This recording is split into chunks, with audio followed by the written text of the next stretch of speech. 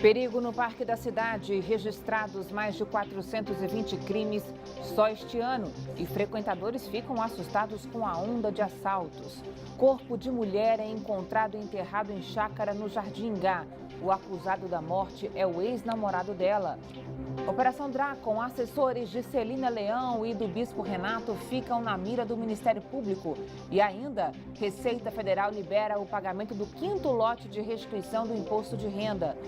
Notícias da segunda-feira no DF e em torno, agora no Band Cidade, segunda edição.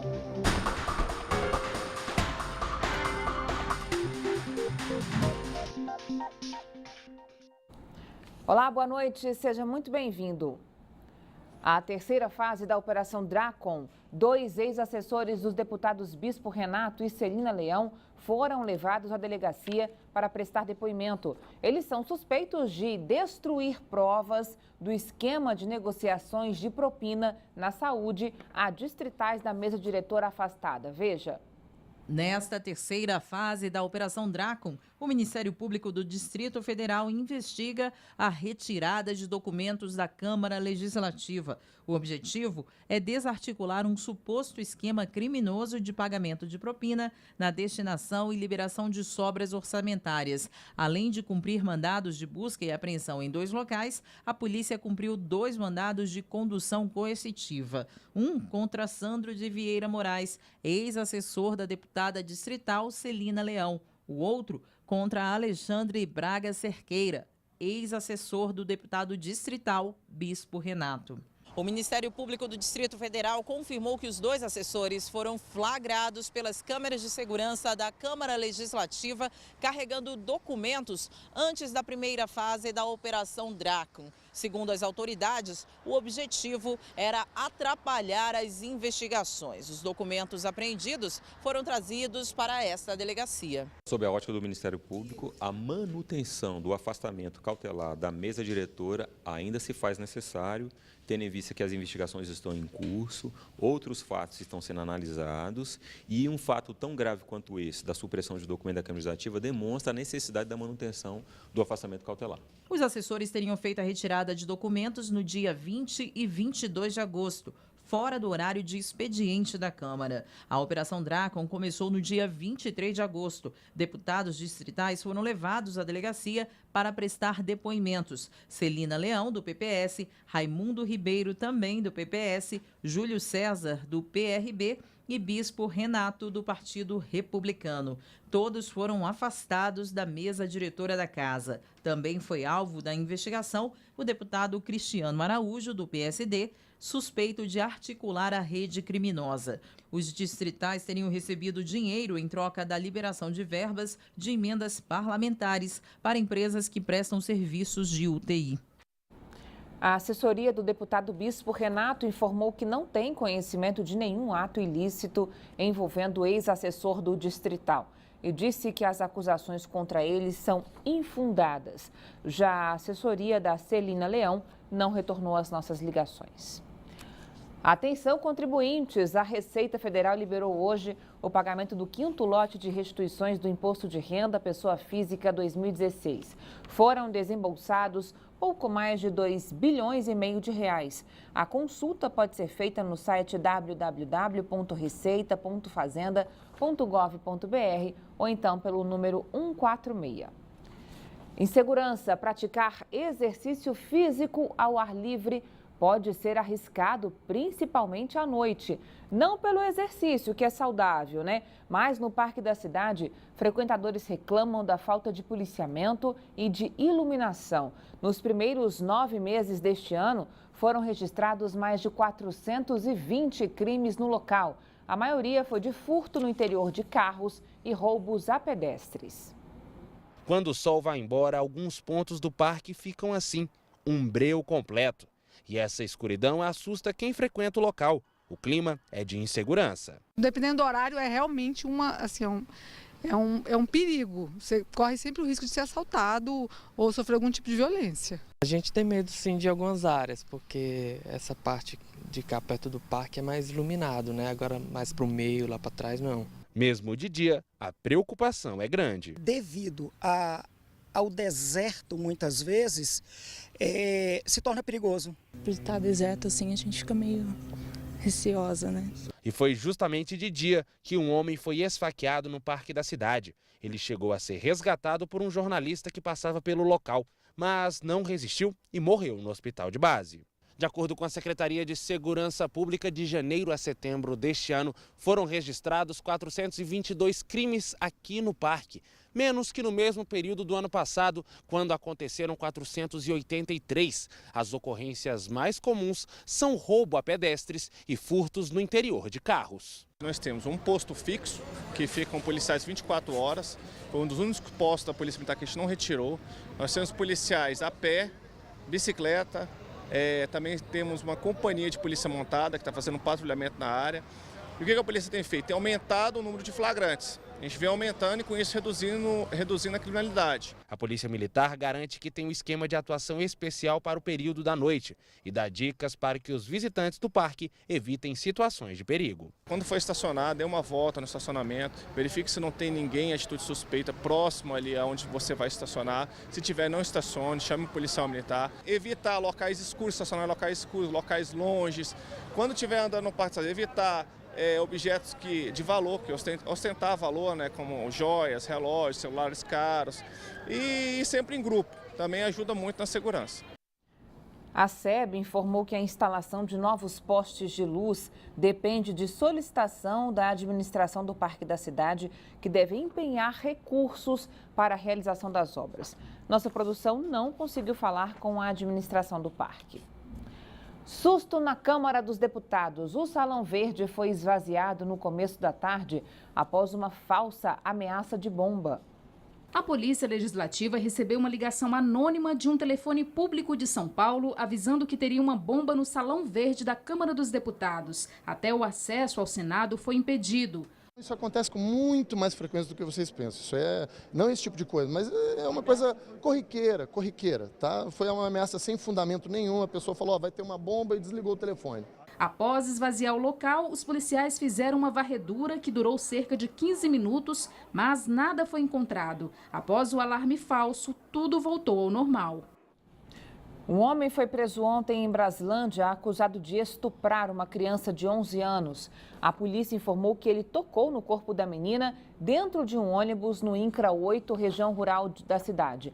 O homem foi encaminhado para a delegacia da região e autuado por estupro de vulnerável e porte de substância entorpecente.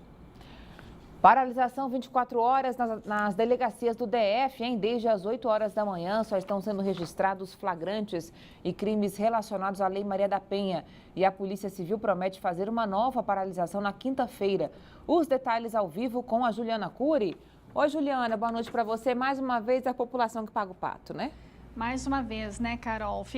As investigações ficam paradas e por aí vai, e aí a gente que paga o pato. Bom, como você disse, hoje a Polícia Civil faz essa paralisação de 24 horas e decidiu agora à tarde, em Assembleia, repetir essa mesma paralisação de hoje na quinta-feira. Portanto, na quinta, os serviços também serão suspensos. A categoria também decidiu nessa Assembleia que não vai aceitar a recomendação do Ministério Público aqui do Distrito Federal de reabrir as delegacias que estavam encerrando o expediente às 7 horas da noite. Ou seja, a Polícia Civil continua em operação padrão. A categoria diz que as negociações com o governo não avançaram e que não se importa, mesmo se tiver o ponto cortado. Lembrando que essa paralisação de hoje acontece dias depois do anúncio do governador Hollenberg de que não vai pagar aquele prometido aumento aos servidores. E a gente fica vendo esse estica e puxa, né? Enquanto isso, a população sai prejudicada. A gente espera que alguma coisa se decida, né? Eles estão em reunião agora com o governador, a categoria e o governador está reunido agora. Carol.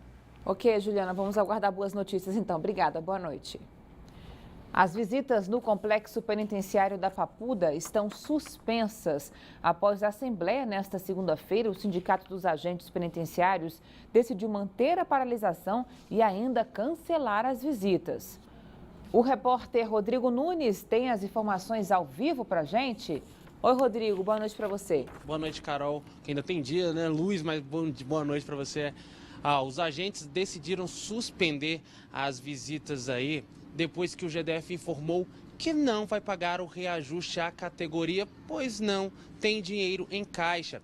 a classe ainda havia paralisado algumas atividades, como atendimento a advogados e oficiais de justiça. A classe ainda reivindica a criação de um departamento penitenciário. A Secretaria de Segurança Pública não informou nenhuma medida até agora para que os agentes retornem às atividades aí normalmente. De acordo com dados da própria Secretaria de Segurança Pública, o sistema penitenciário aqui do Distrito Federal conta com mais de 15 mil sentenciados e recebe por mês cerca de 13 mil visitas. Acompanhe agora o comentário de Cláudio Humberto. Olha, é corajosa a decisão do governador Hollenberg de não pagar o reajuste dos servidores, mas vai dar pretexto para uma greve sem precedentes no serviço público do Distrito Federal. Não custava nada ao governador se desculpar publicamente com os servidores em nome do GDF e explicar porque, afinal, não pode pagar o reajuste. A culpa não é dos servidores e eles merecem explicações do governador. Acordos salariais impagáveis foram um produto de um consórcio perverso de interesses de sindicalistas em dificuldades com suas bases e o governador petista Agnello Queiroz, que eles apoiavam e que assinava qualquer acordo para tentar melhorar os seus índices de rejeição. É grave a crise e a greve não fará dinheiro brotar do chão, mas falta ao governador ter uma conversa olho no olho com os servidores e explicar como e por que o GDF está quebrado. Boa notícia, hein? A emergência do Hospital Materno Infantil de Brasília, o HMIB, voltou a funcionar hoje. A interdição para reparos na rede elétrica durou uma semana. Veja. O atendimento pediátrico do Hospital Materno Infantil de Brasília voltou ao normal nesta segunda-feira. O setor do hospital ficou fechado por 7 dias. Nesta manhã, pouca gente procurou o local, mas quem procurou reclamou do horário que a emergência foi reaberta. Foi aberto isso aqui agora, porque estava fechado de manhã. Nós chegamos aqui por volta de 7 horas da manhã, não estava atendendo, estava fechado. A reforma que começou na semana passada foi para trocar a rede elétrica da unidade. Quem costuma buscar atendimento no local disse que gostou da mudança, mas não perdeu a oportunidade para pedir mais médicos. Precisava ter parado, porque não adiantava ter um atendimento ruim. A gente sabe que a maioria dos hospitais nem médico está tendo. Nossa equipe entrou em contato com a Secretaria de Saúde para saber o horário de atendimento questionado aí na reportagem. O GDF disse que a unidade não estava fechada e que funcionava normalmente em esquema de plantão. Veja que absurdo! A Polícia Militar encontrou materiais usados para hemodiálise ainda no prazo de validade, jogados em um terreno perto do Hospital de Santa Maria. Embalagens, máscaras e equipamentos usados para hemodiálise foram encontrados assim, largados em um terreno baldio na quadra 100 de Santa Maria. O material hospitalar está com a data de validade em dia, vence apenas em 2018. Tudo foi apreendido por uma equipe do Serviço de Inteligência da Polícia Militar e encaminhado para a Delegacia do Gama. A Secretaria de Saúde informou que as empresas cujos nomes aparecem aí nas etiquetas do material descartado de forma irregular não pertencem ao Hospital de Santa Maria e alertou que as seringas e medicamentos vencidos não devem ser descartados em lixo comum, viu?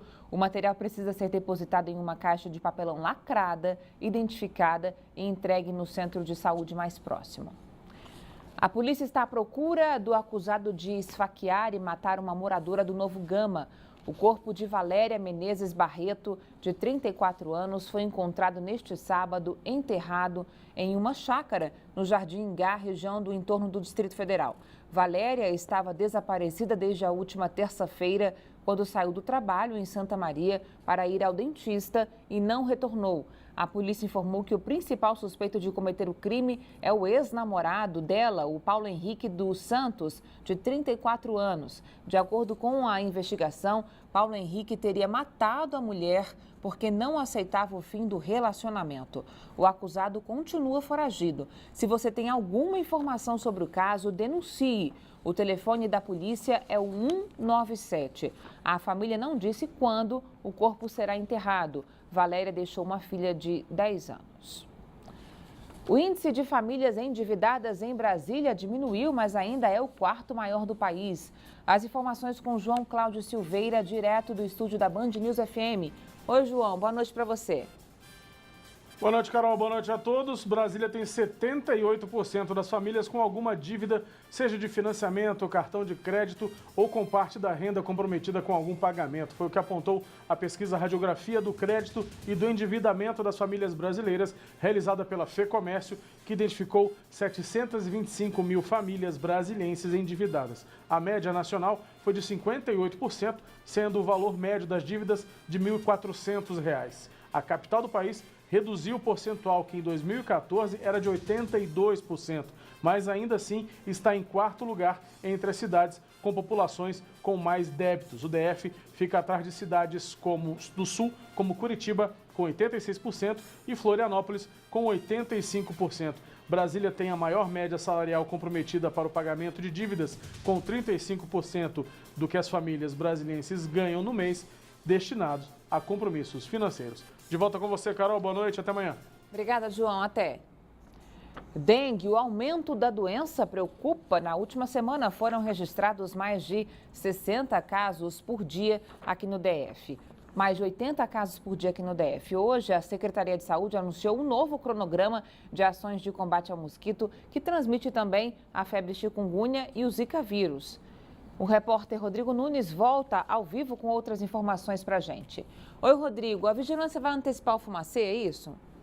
Isso mesmo, Carol. A campanha contra o mosquito começa no dia 31 de outubro e serão utilizados aí 41 carros fumacê e 27 bombas manuais de veneno. Até o momento, no Distrito Federal, neste ano, já foram registrados mais de 28 mil casos da dengue, sendo 38 de dengue hemorrágica. 20 pessoas não resistiram e acabaram morrendo. Em comparação ao mesmo período do ano passado, isso representa um aumento de 104%. De acordo com a Secretaria de Saúde, a ação contará com 6 equipes especiais para o controle em regiões endêmicas, aí onde é o maior surgimento de casos da dengue. A cada semana, 8 cidades passarão pelo combate e serão gastos aí mais de 5 milhões de reais no combate ao mosquito da dengue aqui no Distrito Federal. Carol. Obrigada, Rodrigo. Ainda falando de saúde, mais de 300 moradores do bairro Santa Luzia, na Estrutural, receberam um atendimento médico de graça durante um mutirão esse fim de semana. O Circuito Saúde na Estrutural foi criado em 2014 e já beneficiou mais de 1.000 pessoas. O salão da igreja virou posto médico. Os moradores do bairro Santa Luzia, na cidade Estrutural, foram atendidos por clínicos gerais, urologistas, ginecologistas e pediatras. Esse construtor civil disse que quase não sobra tempo para ir ao hospital, então aproveitou a oportunidade. Fiz a minha consulta e agora é só pegar os remédios, né?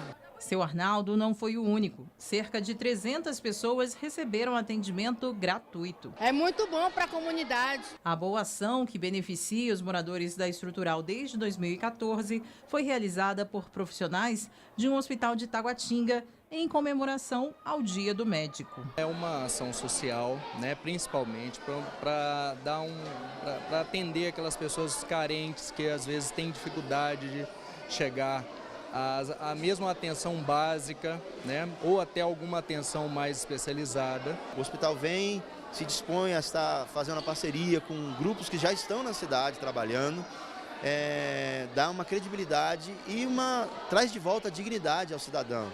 E além das consultas, ainda teve muita diversão. A criançada se animou com o teatro de fantoches, os adultos também. Bom, maravilhoso, gostei. Foi divertido, gostei. Que bom, né? Olha, veja a seguir as dicas dos especialistas para se acostumar ao horário de verão, hein? Depois do intervalo, até já.